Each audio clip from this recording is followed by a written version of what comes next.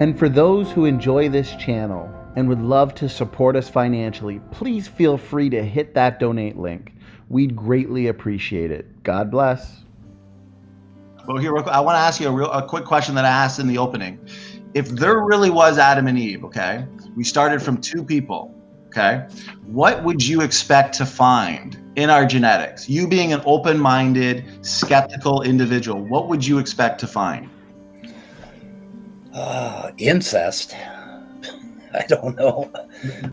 I think it's possible for any two individuals from species to create, to basically sustain that species and to multiply. I don't see, with the right dice rolling, I mean, you can basically marry your sister and have a perfectly fine kid.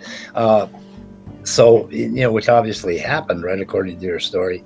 But I don't see a problem with that. Because once again, I don't know what would happen. Yeah, but I have to point out your assumption for the audience. You're assuming that we explain the vast majority of DNA differences as mutation.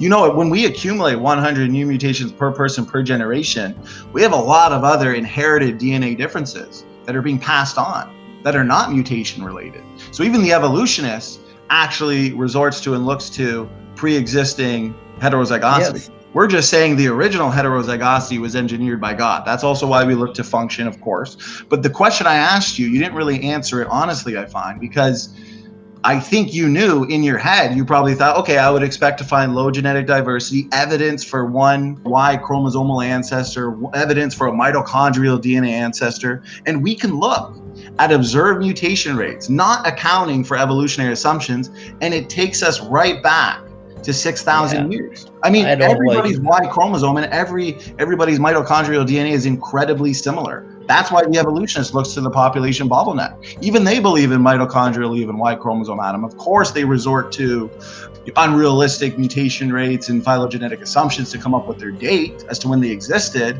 But that is the evidence that one should expect to find if they're open-minded and a critical thinker like yourself. I mean, what other evidence would you want to find for me to convince you that, hey, listen, Adam and Eve exist, the Bible is true?